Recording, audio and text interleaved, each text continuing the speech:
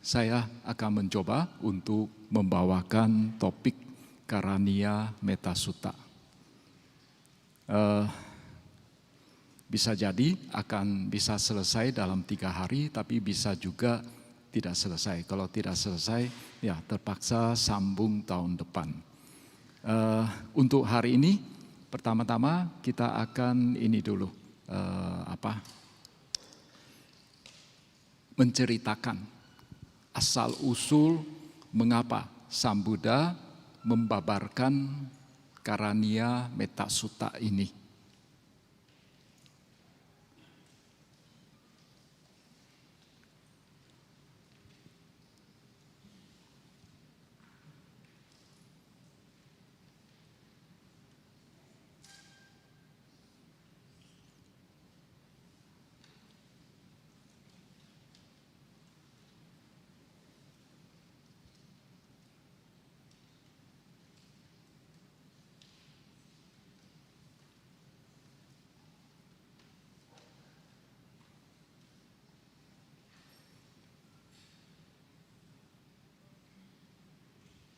Ya, baik.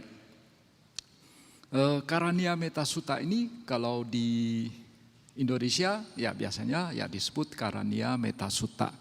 Tapi kalau di Myanmar itu sering kali juga disebut sebagai Metta Sutta. Dan terjemahan Mandarinnya itu biasanya ini pakai Tzu Jing, jadi pakai judulnya Myanmar. Karena metta sebagaimana kita ketahui itu Mandarinnya itu adalah Tzu. Sedangkan kalau karuna itu pei. Jadi oleh karena itu mungkin kalian pernah sering dengar istilah Tzu pei. Nah, Tzu pei itu artinya metta karuna. Ya, misalnya kalau yang Tzu Chi misalnya itu Tzu-nya itu dari metta ini. Ya, baik. Karania Metta Sutta ini bisa kita temukan di dalam Tipitaka bagian Khuddaka Nikaya. Khuddaka Nikaya juga terdiri dari belasan judul. Dan salah satu judulnya namanya Khuddaka Patha. Nah, di dalam Khuddaka Patha ini, kitab Khuddaka Patha ini, nah itu ada 9 judul ya. Yang pertama itu adalah Saranataya, yaitu berlindung kepada Buddha, Dhamma, dan Sangha. Dan itu dianggap merupakan langkah yang paling dasar pada saat seseorang mau mulai mendalami Dhamma. Lalu setelah itu ya ini Dasa Sikkhapada. Ini sebetulnya sila untuk para samanera. Jadi bisa jadi kitab Khuddaka Nikaya ini adalah buku pegangan untuk para samanera di zaman dulu. Sehingga ini dianggap sebagai sila. Jadi kalau tadi 3 perlindungan, lalu yang kedua, tahap kedua menjalankan sila. Nah, karena ini untuk samanera sehingga sila untuk samanera. Lalu setelah menjalankan sila, ya kan sila, samadhi, dan panya. Nah, sekarang samadinya apa? Yaitu Dwatinsa-kara, yaitu ini perenungan terhadap 32 bagian tubuh. Ya, karena itu dianggap merupakan salah satu langkah meditasi yang bisa mengurangi kemelekatan kita terhadap jasmani kita. Kemudian di samping itu juga bisa mengembangkan samadhi. Kemudian yang keempat Kumara Panha. Kumara Panha ini merupakan tanya jawab antara Sang Buddha dengan seorang samanera yang namanya Sopaka. Sopaka ini dia usia 7 tahun sudah mencapai arahat. Ya, sudah mencapai arahat. Jadi ini merupakan tanya jawab antara Sang Buddha dengan samanera tersebut. Dan melalui tanya jawab ini samanera itu secara ini juga secara resmi di Upasampada menjadi biku. Mungkin waktu itu belum ada peraturan bahwa untuk ditabiskan di Upasampada menjadi seorang biku itu minimal harus 20 tahun. Jadi ketika peraturan 20 tahun ini belum ada, ya jadi ada ini anak-anak yang baru usia 7 tahun itu sudah langsung ditabiskan menjadi biku. Dan tanya jawab ini sebagai sejenis upacara Upasampada dari Samanera Sopaka ini. Dan ini dikatakan oleh kitab komentar, dikatakan merupakan kalau tadi sudah sila, lalu ada samadhi. Nah sekarang yang keempat ini adalah pengembangan panya, ya, pengembangan kebijaksanaan. Kemudian bab yang kelima adalah Manggala Sutta. Manggala Sutta dikatakan ya setelah mencoba untuk mulai menjalankan sila samadhi dengan panya, langkah berikut adalah mengumpulkan berkah, mengumpulkan kebajikan. Kebajikan ini berlaku untuk umat awam maupun untuk para Pak Bajita atau mereka yang sudah meninggalkan kehidupan berumah tangga. Jadi isi dari Manggala Sutta tahun lalu kita sudah membahas ini, itu cocok untuk segala kalangan, baik yang berumah tangga maupun untuk yang Pak Bajita. Kemudian setelah itu, ya kalau Manggala Sutta ibaratnya itu adalah bagaimana kita melindungi diri sendiri dengan kebajikan. Nah, kalau Ratana Sutta itu bagaimana kita melindungi diri kita sendiri dari gangguan pihak yang lain. Nah, itu adalah Ratana Sutta. Mudah-mudahan nanti ke depannya kita juga bisa membahas Ratana Sutta ini. Sutta ini lebih panjang lagi, ya. Jadi mungkin bisa minimal 10 kali pertemuan baru habis. Kemudian berikut adalah Tirokuda Sutta. Kalau Tirokuda Sutta itu ini bagaimana kita bisa membantu makhluk-makhluk yang lain, ya. Kemudian terutama makhluk peta. Kemudian Nidikanda Sutta, ya. Jadi kalau tadi untuk untuk membantu makhluk yang lain, kalau Nidikanda Sutta itu khusus untuk mereka yang kebajikannya itu sudah banyak. Kemudian terakhir Metta Sutta. Sang Buddha mengajak kita untuk bagaimana mengembangkan metta, karena dikatakan di dalam Welama Sutta bahwa walaupun seseorang hanya sekejap saja mengembangkan metta, ya, memancarkan metta, dikatakan pahalanya itu jauh lebih besar dari seseorang berdana kepada seorang Buddha, membangun wihara begitu. Ya, jadi hanya sekejap saja mengembangkan metta, ya. Jadi oleh karena itu dari sini kita bisa lihat betapa pentingnya metta bawana atau pengembangan metta ini, ya. Baik. Jadi Karania Metta Sutta ini dibabarkan oleh Sang Buddha itu di kota Sawathi, ya, persisnya di Jetawana. Jadi waktu itu ini secara ringkas sinopsisnya. Jadi waktu itu ada sejumlah biku, 500 biku itu diganggu oleh para dewa pohon terutama di lereng Gunung Himalaya. Nah, karena adanya kasus ini, lantas Sang Buddha membabarkan Karania Metta Sutta ini kepada ke-500 biku tersebut.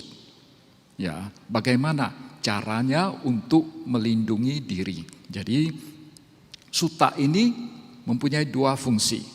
Fungsi pertama adalah sebagai parita. Parita artinya melindungi diri sendiri. Lalu juga sebagai kamathana, sebagai objek meditasi. Jadi objeknya apa? Meta. Ya. Jadi fungsi sutta ini ada dua, sebagai parita, yang kedua sebagai objek meditasi. Jadi oleh karena itu sebetulnya justru Karania Metta Sutta yang paling sering dibaca oleh umat di wihara ya pada saat kebaktian. Tapi sebetulnya kalau kita lihat isi sutta ini, sebetulnya ini ditujukan ke para biku, bukan untuk umat awam sebetulnya, karena isinya itu dalam. Isinya dalam, maksudnya itu isinya itu cenderung membawa seseorang meninggalkan keduniawian. Justru yang lebih cocok untuk umat awam sebetulnya Manggala Sutta. Nah, seperti yang tadi saya katakan bahwa Manggala Sutta itu cocok untuk para biku, juga cocok untuk perumah tangga. Nah, sekarang kita lihat cerita detailnya. Jadi waktu itu menjelang masa masuk wasa begitu, ada satu kebiasaan para biku itu kalau sebelum masuk wasa mereka bertemu dulu dengan Sang Buddha. Nah, karena selama masa wasa itu mereka mau mendalami meditasi. Jadi oleh karena itu seringkali mereka datang menghadap ke Sang Buddha minta objek meditasi. Ya, setelah mendapatkan objek meditasi baru mereka berangkat ke tempat wasa masing-masing. Jadi Jadi mereka konon ini tentu saja menurut kitab komentar. Jadi menurut kitab komentar, jadi para biku itu akan mendapatkan objek meditasi sesuai dengan carita mereka, sesuai dengan karakter mereka. Menurut kitab komentar, ya ini tidak ada di dalam Tipitaka, hanya ada di dalam kitab komentar, bahwa ada 6 jenis karakter manusia. Satu yang namanya raga carita, yaitu orang yang lebih dominan nafsunya, ya nafsu lobanya, nafsu kesenangan indriawinya itu lebih dominan. Itu yang namanya raga carita. Lalu ada yang lebih dominan dosa carita. Jadi lebih dominan, lebih suka marah-marah, ya, emosional, orangnya lebih emosional. Lalu yang ketiga, tipe manusia yang ketiga, moha carita, yaitu lebih dominan kegelapan batin, ketidaktahuan, lebih dominan pada dirinya. Lalu yang keempat, witaka carita. Witaka itu orangnya pemikir, segala sesuatu itu dianalisa, ya. Lalu yang keempat adalah sakda carita. Nah, orang tipe yang kelima ini dia tuh tidak suka berpikir, orangnya bakti sekali. Pokoknya kalau gurunya mengatakan A, ya dia ikuti A. Tidak peduli apakah itu masuk akal atau tidak, pokoknya dia ikuti saja. Ya. Nah, itu adalah sakda carita. Kemudian ada lagi yang namanya budi carita. Orang yang lebih dominan itu panya. Kebijaksanaannya itu sudah cukup berkembang. Nah, untuk keenam tipe manusia ini, jadi masing-masing tipe ada objek meditasi yang cocok untuk diri mereka. Misalnya untuk raga carita, orang yang lebih dominan nafsu, maka objek meditasi mereka adalah 32 bagian tubuh dan asubha. Ya, asubha. Ada 2 pendekatan sebetulnya terhadap objek meditasi 32 bagian tubuh dan asubha ini. Jadi pendekatan pertama adalah sejenis perenungan saja. Kita membayangkan saja tubuh 32 bagian tubuh itu seperti apa. Itu pendekatan pertama. Pendekatan yang kedua, ada guru yang menyatakan, oh tidak boleh, harus mencapai jana dulu, harus mencapai tingkat tertentu dulu dari meditasinya, baru mampu melihat secara betul-betulan, ya, 32 bagian tubuh kita, termasuk juga 32 bagian tubuh makhluk yang lain, ya. Ya, itu adalah pendekatan yang kedua. Yang mana yang betul? Rasanya dua-duanya betul, karena yang pertama pun di dalam sutta bisa kita temukan. Ya.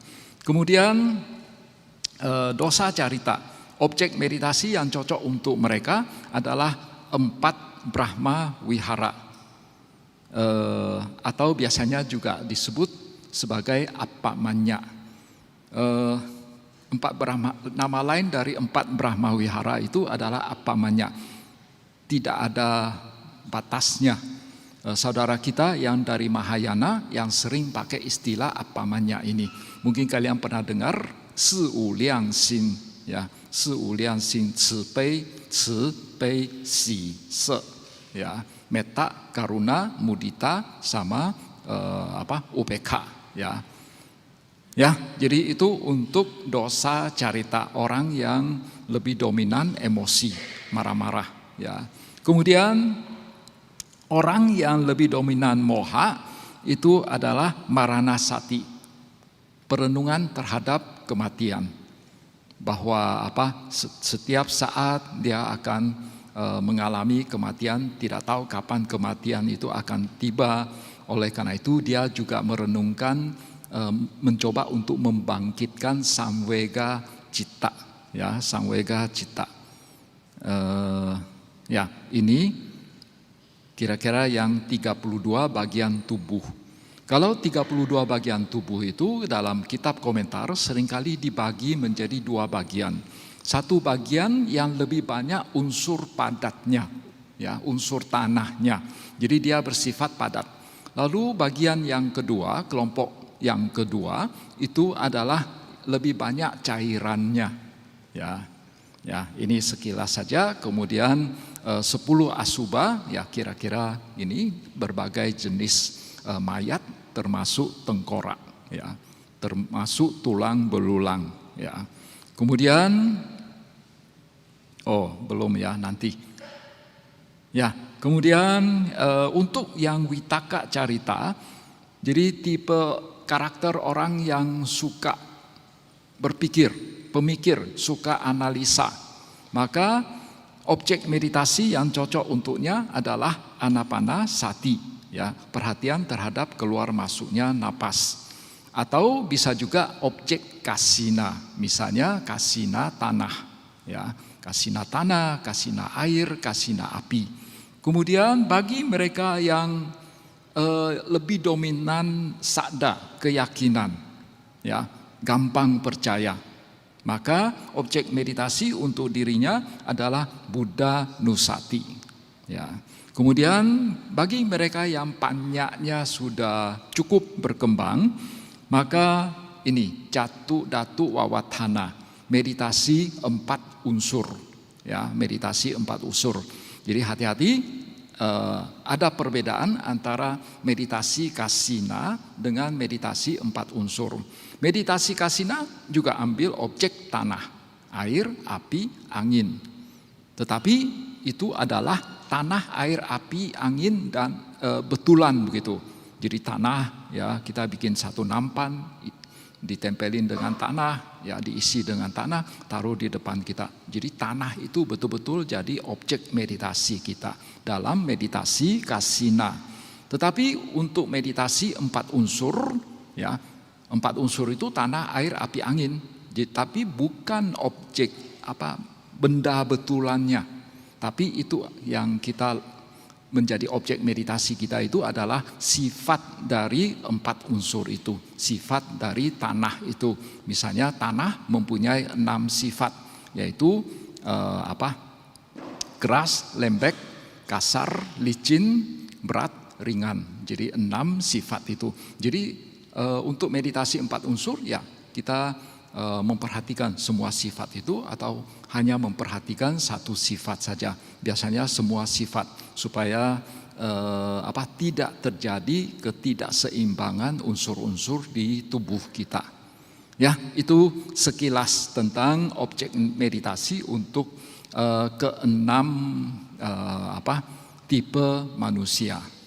Tetapi dalam kenyataannya, sejauh ini yang saya perhatikan, Di dunia ini tidak ada satupun guru meditasi yang menggunakan cara ini.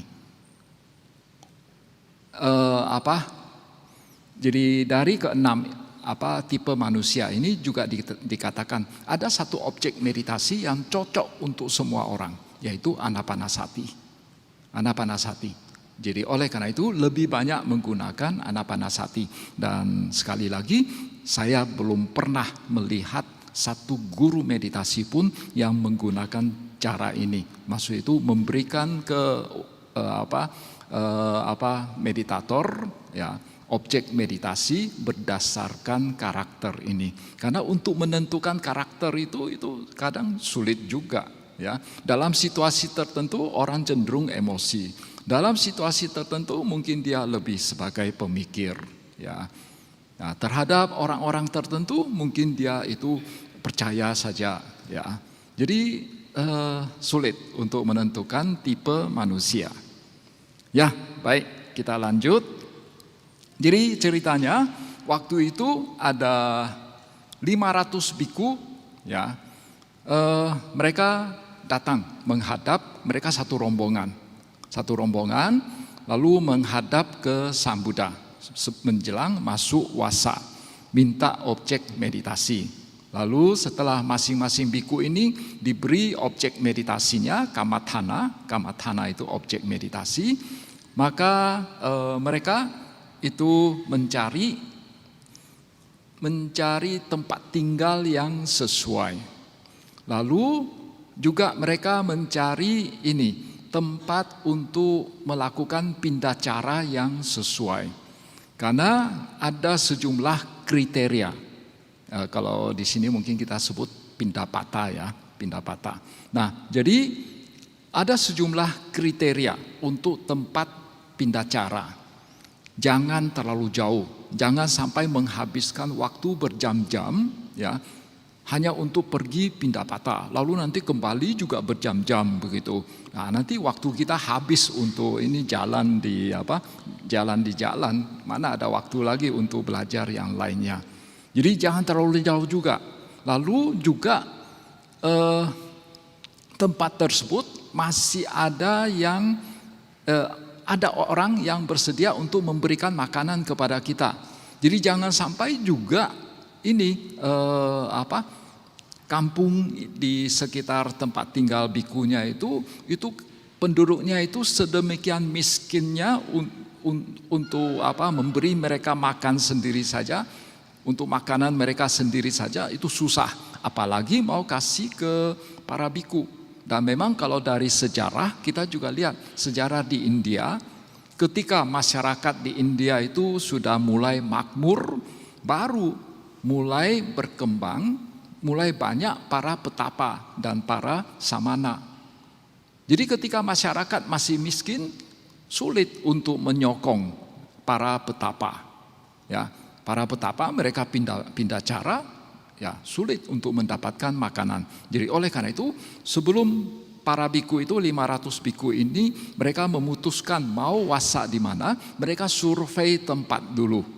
Ya, survei tempat dulu, dilihat tempatnya cocok sebagai tempat tinggal atau tidak. Lalu untuk mendapatkan makanan gampang atau tidak. Ya. Nah, kemudian akhirnya mereka sampai ke kaki Gunung Himalaya, ya dekat dengan kaki Gunung Himalaya. Kalau kita lihat kota Sawathi, ya sebetulnya sudah sangat dekat dengan Gunung Himalaya ya. Jadi oleh karena itu kalau mereka jalan kaki dari kota Sawathi ke kaki Gunung Himalaya itu tidak terlalu jauh ya. Jadi akhirnya mereka sampai ke kaki Gunung Himalaya. Nah, ada satu tempat di mana itu hamparan batunya itu seperti kristal biru ya. Lokasinya cantik sekali.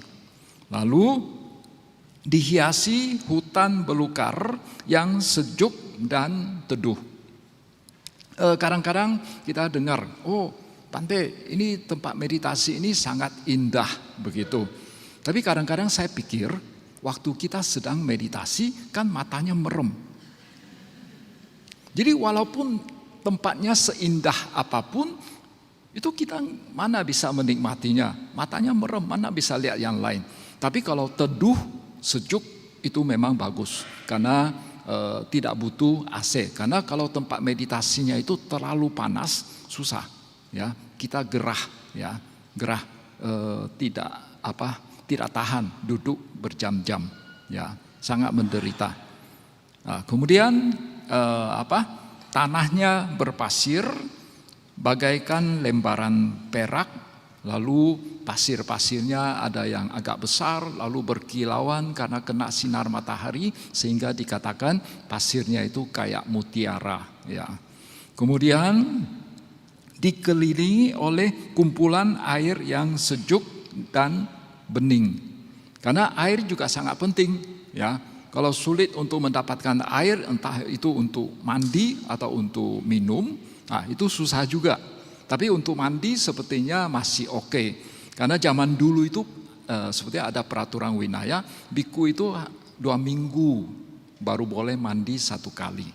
Ya, jadi sepertinya bikunya itu juga mandinya itu tidak sering-sering. Ya, ya, oke.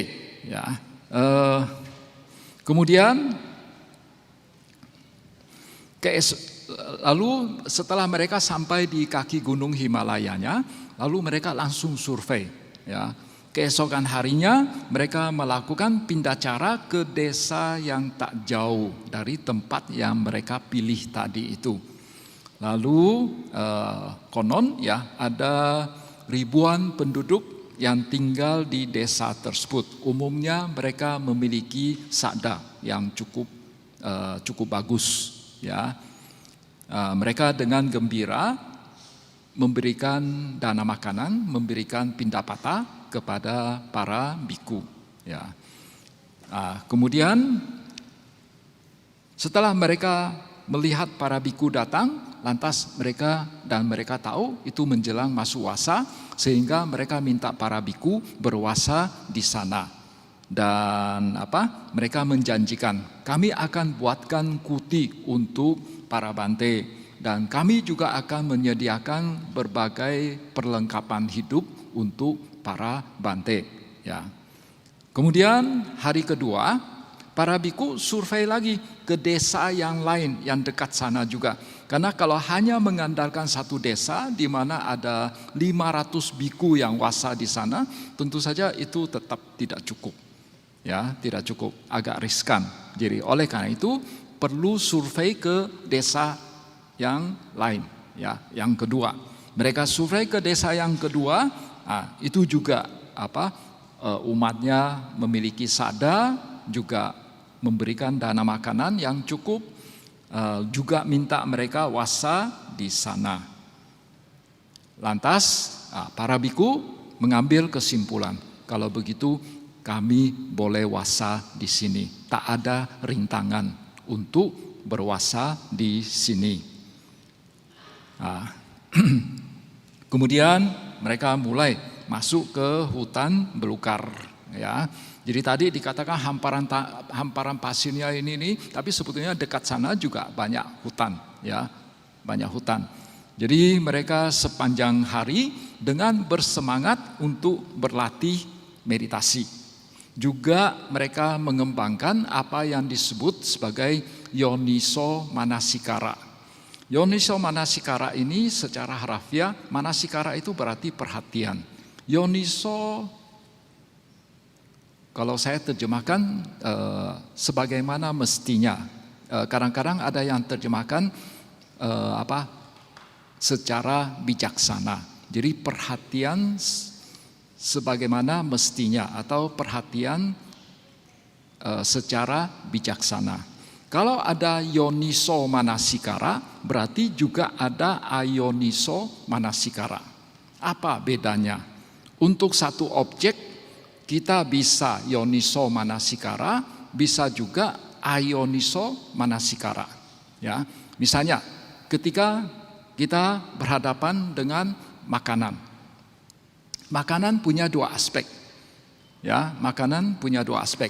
Satu, rasanya enak, tentu saja ini secara umum, rasanya enak. Satu lagi, ya, ini dia bisa mempertahankan hidup kita. Jadi kalau ayoniso manasikara, perhatian yang tidak semestinya. Jadi ketika kita berhadapan dengan makanan, lantas kita melihat aspek enaknya itu, aspek enak, tidak enaknya itu yang bisa menimbulkan kotoran batin kita, itu yang namanya ayoniso manasikara. Perhatian yang tidak semestinya. Kita memperhatikan aspek yang bisa menimbulkan kotoran batin kita. Tapi kalau sama kita berhadapan dengan makanan, kalau kita yoniso manasikara, kita memperhatikan aspek yang tidak akan menimbulkan kotoran batin kita, maka itu disebut ayoniso manasikara. Misalnya, ketika berhadapan makanan, kita merenungkan bahwa makanan ini, saya makan makanan ini hanya sekedar untuk mempertahankan hidup saya. Ya, bukan ke enaknya, bukan ke tidak enaknya. Begitu juga terhadap kita berhadapan dengan manusia. Kalau kita melihat cantiknya, melihat aspek gantengnya, itu adalah ayoniso manasikara. Tapi kalau misalnya kita berhadapan dengan manusia, ya, makhluk hidup lainnya, kita melihat aspek asubanya, ya, melihat aspek asubanya, maka itu dikatakan yoniso manasikara. Jadi sekali lagi, terhadap satu objek kita bisa melihat dengan dua sudut pandang. Ya, satu yoniso manasikara, satu ayoniso manasikara. Jadi waktu itu ya para biku dikatakan juga ini mengembangkan yoniso manasikara, perhatian yang semestinya. Ya, jadi mereka itu bermeditasi di bawah pohon. Lalu ada sejumlah biku karena meditasinya cukup bagus, ya, mencapai samadhi, karena dikatakan ketika seseorang memasuki samadhi, batinnya itu akan bercahaya, ya, tubuhnya akan mengeluarkan cahaya, terutama batin akan mengeluarkan cahaya. Jadi karena kecemerlangan para biku, akhirnya itu membuat para dewa pohon itu agak terganggu karena terlalu terang. Terlalu terang. Jadi itu membuat dewanya itu terganggu, ya. Jadi akhirnya awalnya mereka tinggal di atas pohon, akhirnya turun dari pohonnya, ya, turun dari pohonnya. Lalu bersama ada dewa yang menggendong anaknya. Karena ada dewa tingkat rendah seperti dewa pohon, kan umumnya kan dikatakan dewa itu lahirnya melalui lahir secara spontan. Apa ya istilahnya, saya kok lupa. Lahir secara spontan. Jadi kalau lahir secara spontan langsung menjadi orang dewasa. Tapi ada dewa tingkat rendah tertentu, misalnya ada sebagian dewa pohon, tidak semua. Ada sebagian dewa pohon itu lahirnya bukan secara spontan, tapi lahir melalui rahim juga. Jadi kalau dewanya itu beranak, ya, anaknya itu dari lahir bayi dulu, lalu pelan-pelan membesar begitu. Ada sebagian dewa begitu. Nah, jadi ada sejumlah dewa pohon itu mereka punya anak kecil. Jadi anak kecilnya pun itu terpaksa mereka gendong ke bawah lalu mondar-mandir, ya, di tempat lain begitu karena mereka terganggu dengan cahaya, ya, cahaya para biku. Jadi mereka terpaksa turun dari pohon. Nah, lalu setiap hari begitu. Lalu setelah pikir-pikir, ini para bante akan wasa di sini. Berarti kita selama 3 bulan ini akan susah untuk tinggal di tempat kita, akan terganggu terus oleh para biku ini. Jadi akhirnya akhirnya mereka mencoba supaya para biku itu jangan wasa di sanalah, karena para biku itu mengganggu kita. Akhirnya mereka menyusun strategi. Bagaimana caranya itu menakut-nakuti para biku supaya mereka tidak wasa di sana. Jadi akhirnya pada malam hari, ketika malam hari tiba, para biku sedang menjalankan tugas samana mereka, yaitu berlatih meditasi. Maka ini para dewa pohon itu memperlihatkan wujud yaka, wujud yang menyeramkan. Ya, lalu mereka berdiri di kejauhan. Para dewa umumnya dalam kondisi biasa kita tidak bisa melihat mereka. Begitu juga hantu, kita tidak bisa melihat mereka. Tapi kalau mereka mau, mereka bisa kasih lihat, memperlihatkan diri mereka. Entah itu yang asli atau kebanyakan adalah terserah mereka mau berubah wujud seperti apa. Jadi ada dewa yang memperlihatkan diri mereka itu seperti sesosok yaka yang menyeramkan, lalu mereka berdiri di kejauhan. Ya, bayangkan biku sedang meditasi, ketika buka mata sebentar, kejauhan ada ada sosok yang menyeramkan. Ya, jadi bagi biku yang tentu saja ini kan mereka belum mencapai kesucian, ya belum mencapai kesucian. Jadi bagi sejumlah biku ya itu mengguncang batin mereka, ya. Atau mereka mengeluarkan suara yang menakutkan, ya, suara yang menakutkan dan membuat para biku jantungnya itu berdetak hebat, ya. Ada sebagian biku yang sampai mukanya itu pucat pasi begitu. Dan akhirnya ada cukup banyak para biku itu, ya, yang batinnya itu belum kokoh, itu mereka sampai tidak bisa meditasi, ya, mereka sampai kehilangan sati, ya. Lalu kadang juga para dewa itu bukan hanya dari segi visual, dari segi suara saja mengganggu para biku. Dari segi penciuman pun mereka mengeluarkan bau busuk, ya. Dewa itu sebetulnya aslinya wangi, ya, wangi atau paling tidak itu tidak ada bau. Tapi untuk mengganggu, ya, para biku, mereka juga mengeluarkan bau busuk, ya, supaya bikunya itu tidak betah tinggal di sana. Lalu jadi para biku yang meditasi, ya, sampai karena pikirannya macam-macam, akhirnya tegang, ya, tegang, kepalanya seolah-olah mau pecah. Tapi waktu itu mereka tidak bercerita satu sama lainnya. Mungkin merasa ini hanya masalah saya sendiri, ya, masalah saya sendiri. Jadi tidak perlu mengganggu bante yang lain, tidak perlu mempengaruhi bante yang lain. Sampai satu saat, ya, para biku kan mempunyai kebiasaan setiap hari uposata, ya, setiap Cei Capgo atau setiap bulan purnama atau bulan gelap, para biku itu biasanya berkumpul bersama. Jadi mungkin awalnya biasanya itu sehari-hari mereka tinggal pisah-pisah, ya, terpencar-pencar di dalam hutan. Tapi ketika hari uposata semua kumpul di satu tempat yang sudah dijanjikan. Jadi mereka bersama-sama mengulang patimokkha atau mendengarkan pengulangan patimokkha. Nah, jadi biasanya itu setelah pembacaan patimokkha biasanya ada sejenis anusasana, briefing secara singkat dari biku yang paling senior kepada biku-biku yang junior lainnya. Jadi waktu biku seniornya itu memberikan briefing kepada para biku junior, ya, dia ini berpikir saat baru masuk beberapa hari, para biku itu kulitnya masih bersih, terang, indrianya bening, tapi sekarang kok biku-bikunya itu kurus, lalu pucat pasi, ya. Lantas dia tanya, apakah tempat ini tidak sesuai untuk wasa?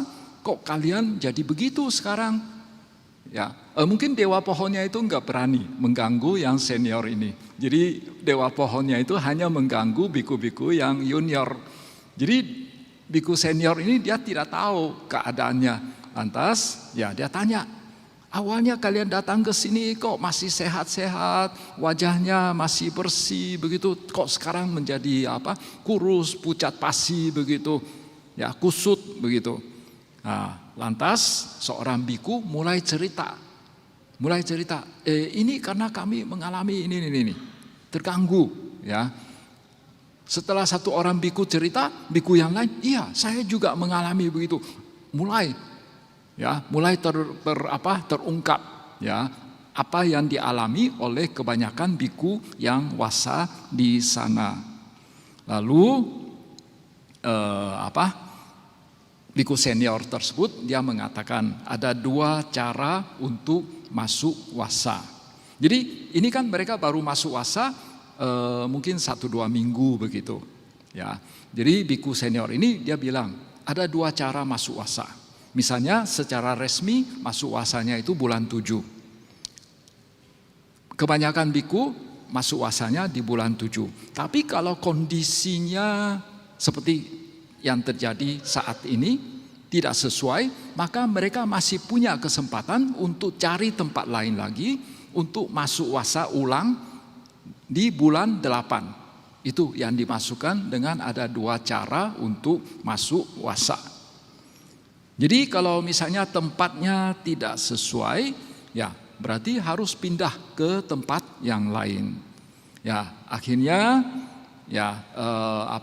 mereka para biku itu putuskan, udah kita pindah saja, ya kita merapikan dulu tempat tinggal kita, lalu membawa pata dan jubah mereka karena itu adalah harta para biku, ya.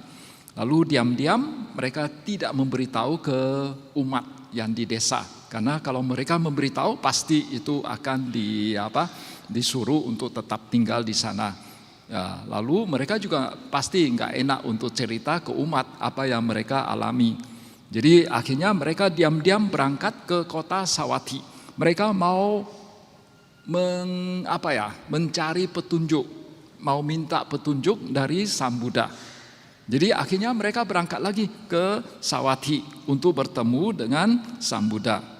Lalu ketika mereka datang ke Jetawana tempat Sang Buddha wasa, lalu Sang Buddha ketika melihat mereka, loh para biku itu kalau sedang wasa itu tidak kemana-mana, tidak berkelana. Ini kok kalian datang ke sini ketika sedang wasa, itu kan melanggar peraturan latihan, ya. Lalu kenapa kalian lakukan seperti itu? Lalu lalu mereka cerita, lalu Sang Buddha mencoba untuk meneropong dengan batin beliau untuk mencari apakah ada tempat wasa yang lebih sesuai. Tapi ternyata tidak ada. Akhirnya Sang Buddha mengatakan tak ada tempat lain. Pergilah. Bila ingin terbebas dari, maksud itu kembali ke tempat wasa semula. Kalian kembali saja ke tempat wasa semula. Lalu bila ingin terbebas dari ketakutan, maka gunakanlah ya metta sutta ini, ya ajaran tentang metta ini sebagai parita dan kamathana. Sebagai parita artinya para biku seyogianya tiap hari membaca metta sutta ini. Lalu di samping baca, kalau baca kan kadang juga kita nggak paham artinya. Jadi di samping kita membaca sutta ini, kita juga mengembangkan metta bawana. Kita juga memancarkan metta kepada makhluk-makhluk yang berada di sekeliling kita. Itu yang dimaksudkan, ya. Nah, versi yang lain ini menurut kitab komentar juga, ya. Jadi Sang Buddha mengatakan, kembalilah ke tempat semula. Jadi penghuni hutan seyogianya tahu melindungi diri sendiri dengan cara setiap senja dan pagi itu membaca metta sutta, mengembangkan metta, lalu merenungkan asubha, ya, merenungkan maranasati, lalu juga mengembangkan samvega citta dengan merenungkan 4 landasan yang bisa menimbulkan samvega citta. Lalu setelah Sang Buddha membabarkan sutta ini, ya akhirnya para biku kembali ke tempat wasa mereka. Karena setiap hari membaca metta sutta ini dan karena setiap hari mengembangkan metta, memancarkan metta ke sekeliling, akhirnya mereka tidak lagi diganggu oleh para dewa. Ya, jadi itu kira-kira secara ringkas asal usul mengapa Sang Buddha membabarkan Karaniya Metta Sutta ini. Kemudian tadi ada disinggung tentang samvega citta. Apa terjemahan, apa arti samvega citta? Standarnya bagaimana ya? Tadi saya agak senyum-senyum waktu awal karena saya mendengar terjemahan satwa. Karena menurut kamus itu satwa itu binatang. Nah, kita ini disebut satwa, ya. Ya, samvega citta biasanya diterjemahkan sebagai apa? Apa? Suaranya agak keras. Hah? Tergugah. Oh, batin yang tergugah. Ya, secara harafiah samvega itu artinya obok-obok. Ya. Jadi samvega citta berarti batin kita itu terobok-obok. Tergugah, ya, tergugah. Atau bahasa Inggrisnya itu sense of urgency. Jadi oleh karena itu kadang-kadang di literatur Indonesia juga diterjemahkan sebagai kemendesakan, ya, perasaan kemendesakan. Ya, itu sebetulnya terjemahan dari Inggris langsung, sense of urgency. Tetapi kalau kita mau terjemahkan secara langsung samvega citta, kalau menurut saya memang ini ketergugahan, ya, ketergugahan batin, ya, citta itu kita terjemahkan sebagai batin.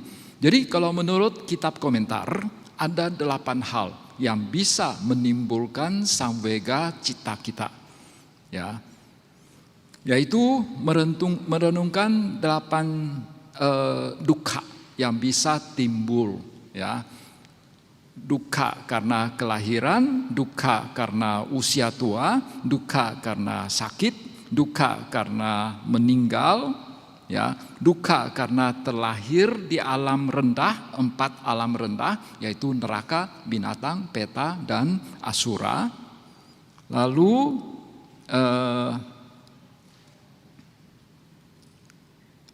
juga dukkha di masa lalu, di masa sekarang, juga di masa yang akan datang. Ya, jadi itu kira-kira 8 hal, 8 objek perenungan yang bisa menumbuhkan samvega citta, ya, batin yang tergugah. Oke, baik, itulah kira-kira sekilas, ya, asal usul Sang Buddha membabarkan Karaniya Metta Sutta ini. Sekarang jam berapa? Oh, 10.46, ya, sudah. Ini juga. Oke, mulai besok malam, ya. Besok malam kita akan mulai masuk ke isi sutta ini, ya, ke isi sutta. Ya, baik. Mungkin biasanya ada tanya jawab. Ya, oke. Mungkin 5 menit tanya jawabnya, ya. Oke, silakan. Di sana ada yang angkat tangan, mungkin pengurus atau panitia. Petugas bisa memberikan mic-nya. Oh, sana juga ada ya. Ya, pokoknya kalian atur.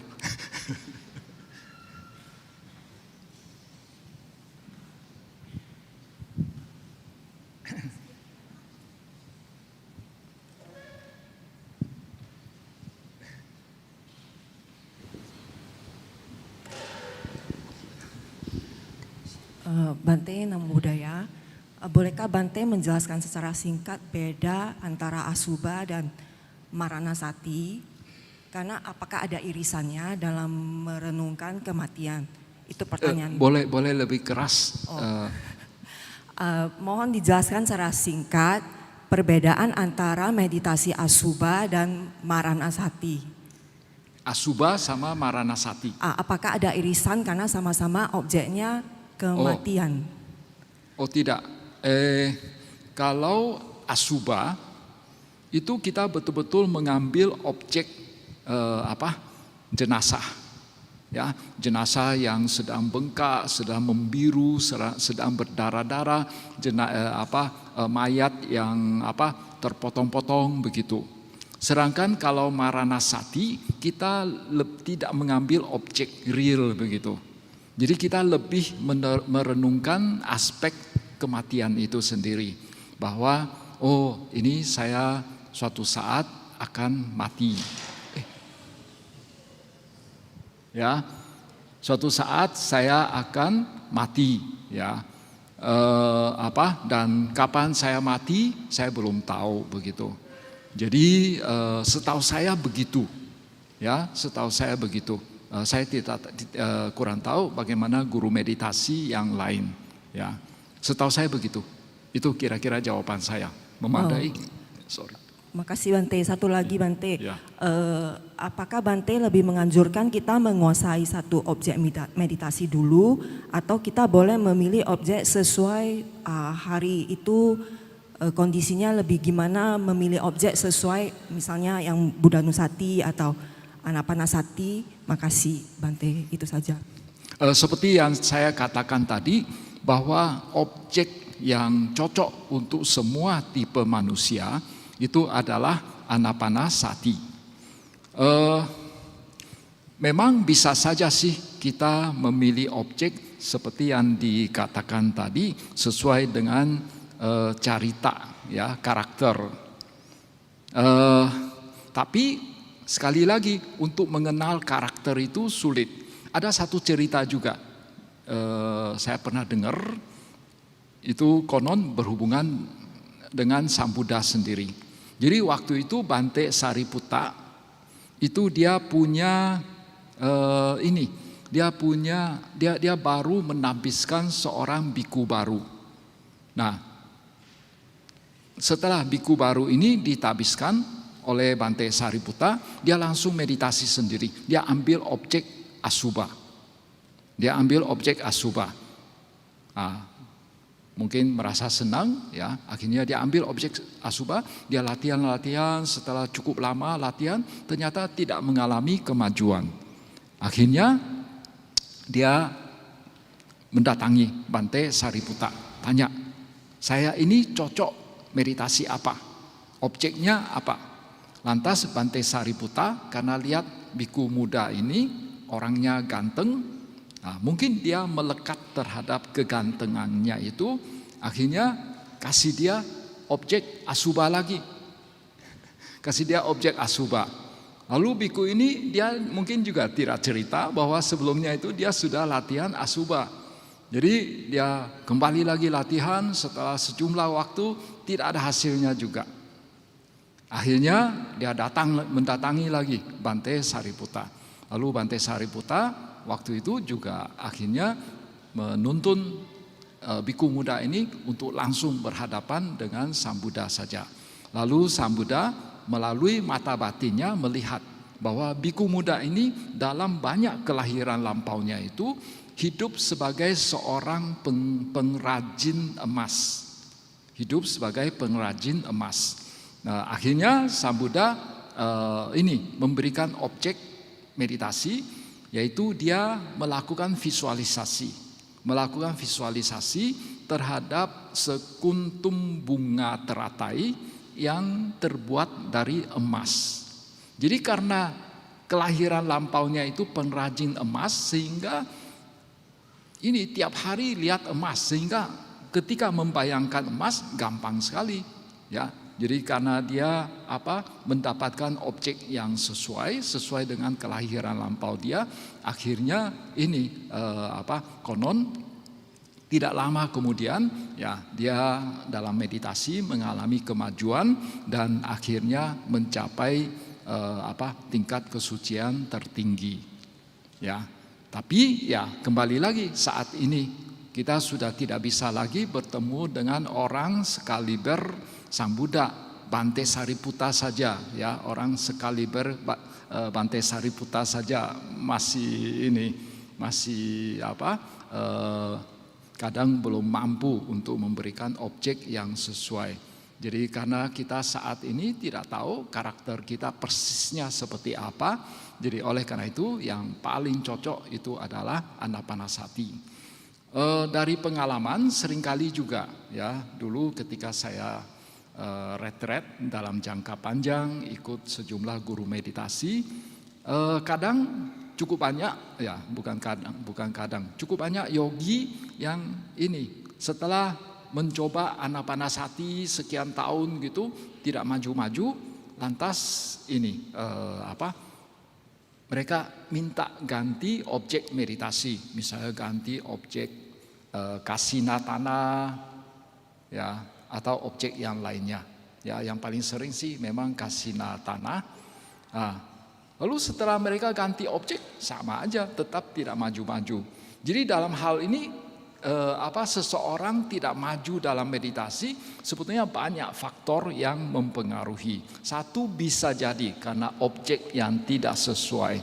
Tapi satu faktor yang lain lagi bisa jadi karena paraminya memang kurang. Dalam kelahiran lampau kita itu memang masih kurang meditasi, sehingga kalau sekarang meditasi walaupun ketemu dengan guru yang hebat tapi tetap sulit untuk mengalami kemajuan yang signifikan. Jadi oleh karena itu ya hati-hati ya, belum tentu kalau kita ganti objek meditasi akan bisa mengalami kemajuan yang signifikan dalam meditasi. Itu kira-kira jawaban saya.